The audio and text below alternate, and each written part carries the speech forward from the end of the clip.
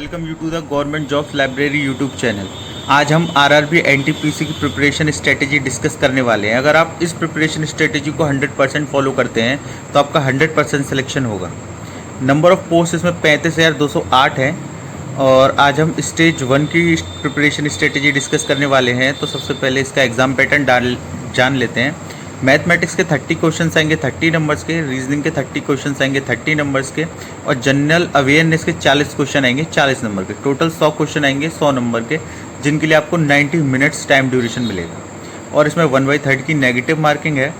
और मैं आपको थोड़ा सा मोटिवेट कर देना चाहता हूँ कि ये एग्ज़ाम इक्विवेलेंट टू एसएससी है, पर ईजियर देन एसएससी है, क्योंकि आपको एसएससी में 60 मिनट्स मिलते हैं पेपर सॉल्व करने के लिए, वहीं आपको यहाँ 90 मिनट्स मिलते हैं। ये एग्ज़ाम उन लोगों के लिए भी बेहतरीन है जिन लोगों को इंग्लिश में प्रॉब्लम है या इंग्लिश वीक है, या जो इंग्लिश की वजह से कोई कॉम्पिटिटिव एग्ज़ाम क्लियर नहीं कर पाते हैं, क्योंकि इसमें इंग्लिश नहीं आती है। थर्ड पॉइंट ये है कि जनरल अवेयरनेस का वेटेज ज़्यादा है, आप देख सकते हैं 40 क्वेश्चन 40 नंबर का।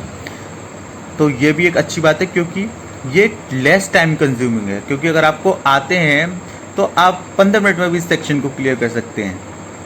अब आते हैं हम अपनी रीजनिंग की प्रिपरेशन स्ट्रेटेजी पे। रीजनिंग सिमिलर टू एसएससी आती है इसमें, पर इसमें वो क्वेश्चन ज़्यादा पूछे जाते हैं जो एसएससी में कम पूछे जाते हैं। जैसे फॉर एग्जांपल स्लोगिज्म में 5 से 6 क्वेश्चन पूछे गए आरआरबी जेई और एएलपी में, मतलब अलग अलग। वहीं एसएससी में देखा जाता तो इसमें 1 से 2 क्वेश्चन ही पूछे जाते हैं।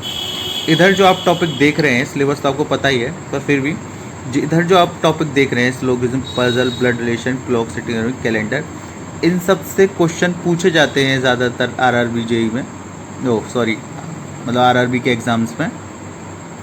और ये सारे ट्रिकी बेस्ड क्वेश्चंस हैं। अगर आप इनकी ट्रिक जानते हैं तो आप इनको आसानी से कर सकते हैं।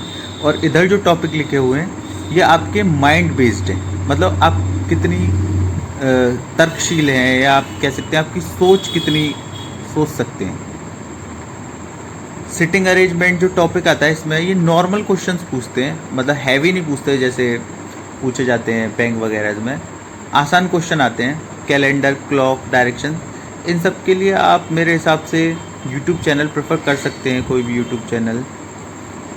और इसके लिए मैं आपको बस यही कहना चाहूँगा कि आप सिर्फ प्रीवियस ईयर के क्वेश्चंस पेपर लगाएं, डेली 1 सेट लगाएं, डेली 1 सेट।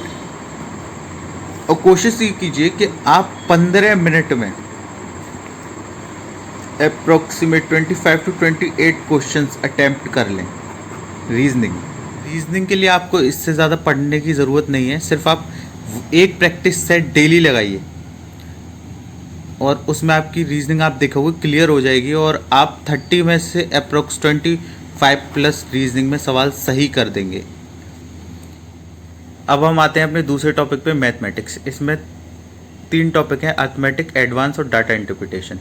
इस एग्ज़ाम के लिए आप अर्थमेटिक्स के लिए राकेश यादव रीडर पब्लिकेशंस की बुक ले सकते हैं। अर्थमेटिक्स का सिलेबस तो आप जानते ही हैं, क्योंकि आप तैयारी कर रहे हैं तो जाहिर सी बात है, तो आपको पता ही होगा। तो अर्थमेटिक के लिए आप राकेश यादव की रीडर पब्लिकेशन की बुक ले सकते हैं। इस बुक की सबसे बड़ी खास बात यह है कि इसमें टाइप वाइज क्वेश्चन दे रखे हैं, जो आपको समझने के लिए बहुत बेहतरीन है। और इसमें ट्रिक्स भी दे रखी है कि किस ट्रिक्स से ये सवाल हुए हैं।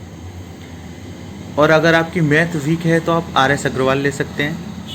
अब हम बात करते हैं एडवांस मैथ की। एडवांस मैथ का वेटेज ज़्यादा नहीं आता है, फिर भी मेनली इसमें 4 टॉपिक हैं, ज्योमेट्री, मेंसुरेशन, ट्रिग्नोमेट्री और अलजेब्रा। ज्योमेट्री इसमें लो लेवल की आती है। मेंसुरेशन का वेटेज बहुत कम होता है, इक्का दुक्का सवाल पूछ लेते हैं। ट्रिग्नोमेट्री भी नॉर्मल आती है, अगर आपने पढ़ी होगी तो आप आसानी से सवाल सॉल्व कर सकते हैं। अलजेब्रा ज़्यादातर फॉर्मूले बेस्ड क्वेश्चन आते हैं, आपको सारे फॉर्मूले याद होने चाहिए, बस उनको घुमा फिरा के आपको समझते हैं ना, कि मतलब घुमा फिरा के आपको उनको अरेंज करना आना चाहिए फॉर्मूलेज को। अर्थमेटिक्स में आप ये बुक ले लें और RS अग्रवाल प्रेफर कर सकते हैं। और प्रीवियस ईयर के क्वेश्चंस पेपर लगाएं। 30 क्वेश्चंस में से अप्रोक्स 25 क्वेश्चंस लास्ट ईयर के होते हैं, 5 से 6 क्वेश्चन हार्ड होते हैं।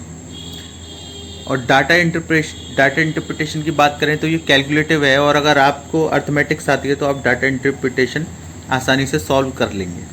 और इसके लिए भी आप अगर ये सब कर लेते हैं तो प्रीवियस ईयर के पेपर ज़रूर सॉल्व कीजिए।